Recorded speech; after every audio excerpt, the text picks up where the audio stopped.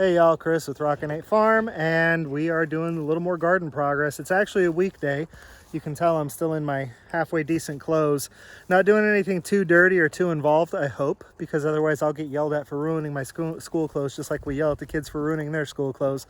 But we're making a little more progress on the gardens right now. We're just trying to get a little bit more stuff done.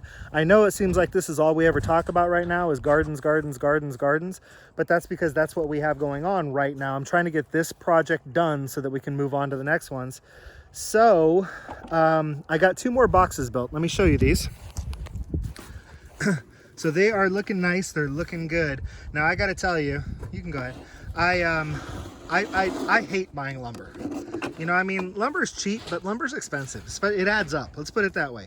A 2x4 is cheap. 100 2x4s is expensive. So I hate buying lumber, but I got to tell y'all people, there's something really, really, really nice about working with a piece of lumber that is straight and isn't full of nails and that you can cut without ruining a saw blade. There's something so nice about working with brand new lumber. So these are looking really pretty because when you have lumber that is exactly 8 feet long, it's really easy to do your math. Hopefully we won't have a whole lot of gaps in these and they'll all be looking really nice and really good. That piece is gonna go over here too, son. The short ones are the ends. So we're just getting these out right now. The first thing I'm gonna do is I'm gonna take some of these cut down pieces of wrought iron that I have because I know exactly where I want this. So to make sure I get it where I want it, I'll put a stake in the ground about 5 feet from that box. And then I'll put a stake in the ground about 5 feet from that box. And then I'll put a stake in the ground about 4 feet from that box. And then we'll put the box together and we'll just kind of nestle it in there to its little spot. And then we will repeat over here. That's a different box. So that'll be nice because we'll get all the boxes in here square and right where we want them. Do a little bit of math and this should be a relatively quick project, and then we're going to call it a night. I'll check in with you before we head in for the night. So here we go, 2 more boxes in place. Now what our plans are from this, and you know, I mean, I can't take credit for a lot of the stuff that I do. I think what I am really, really good at is seeing what other people do well and seeing what other people don't do well. And I take a little piece from this person, a little piece from that person. So our gap between the box that has all the dirt in it and that one is 4 feet. That's wide enough for me to drive my lawnmower up if I needed to kind of pull something in here.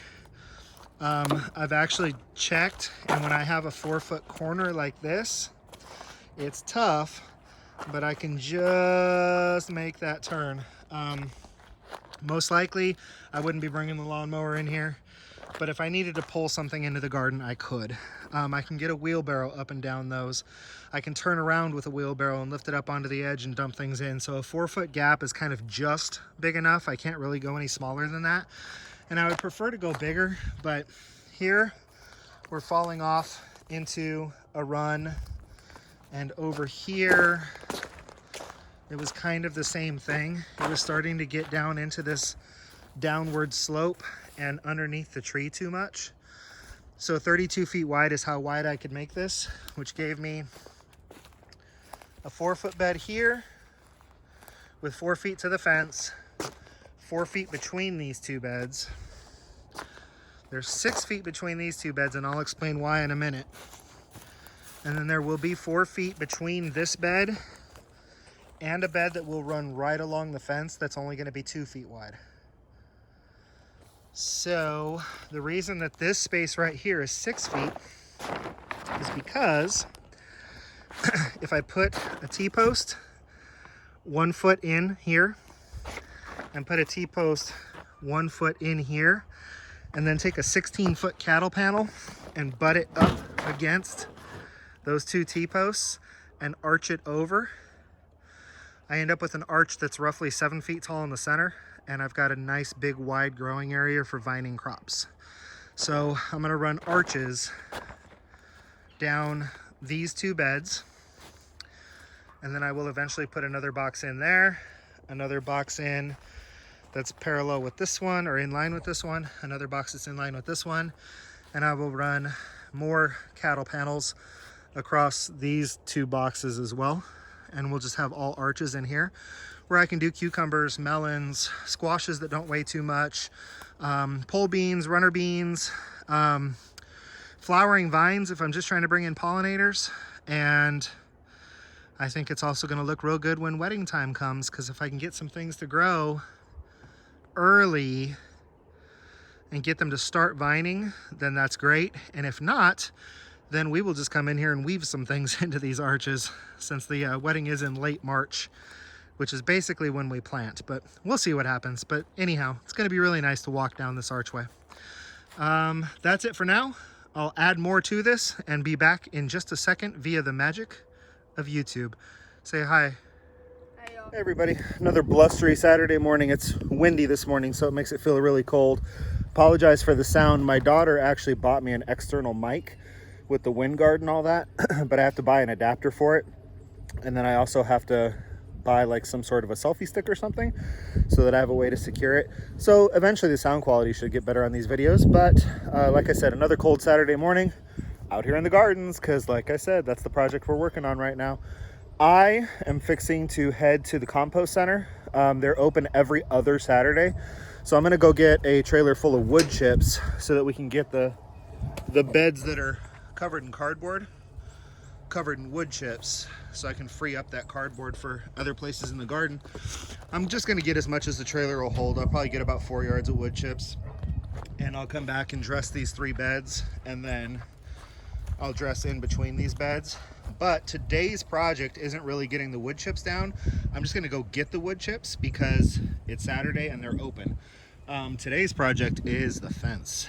I'm hoping to get this entire thing fenced in, because then I don't have to cover the beds up with cardboard to keep the dogs out of them. Once they're covered with wood chips, I'm going to tarp them anyhow, but I need to free up this cardboard for my other beds.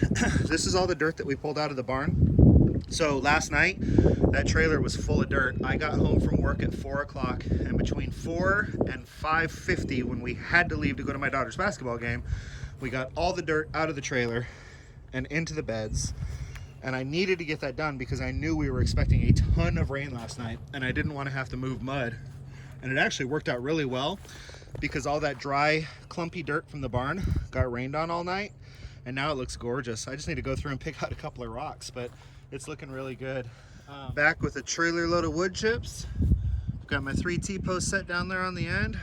Time to start running some fence. We are not 100% done, but dang it, we are close. So when I say we're not 100% done, it's because, hold on here.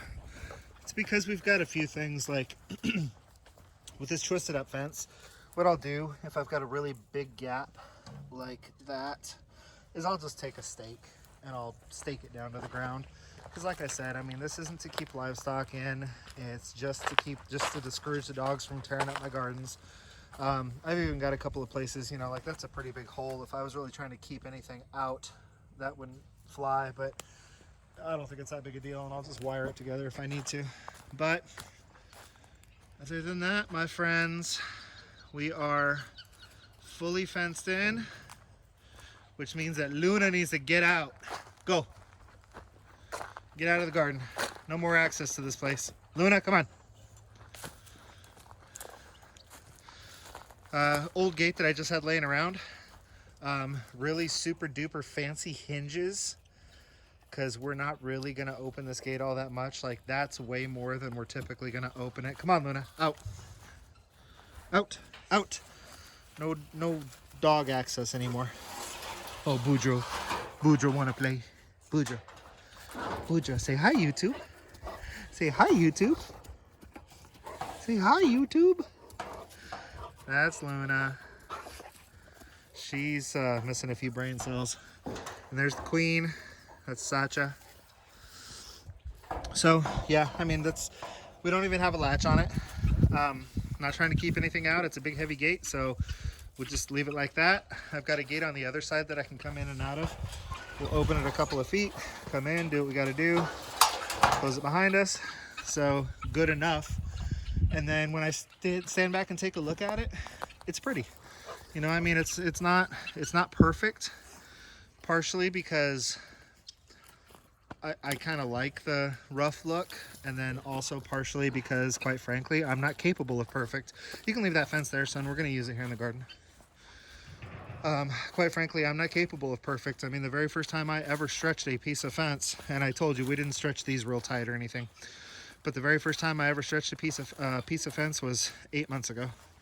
So I've got some learning to do. I've got some neat little tricks that I use for tightening up stuff like this, and I'll come in here and I'll twist this fence a little bit to get it to tighten up.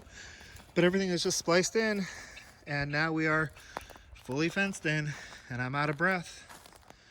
But we're happy to make some progress. So we'll let everybody know where we are at next on the garden and any other projects we've got going on.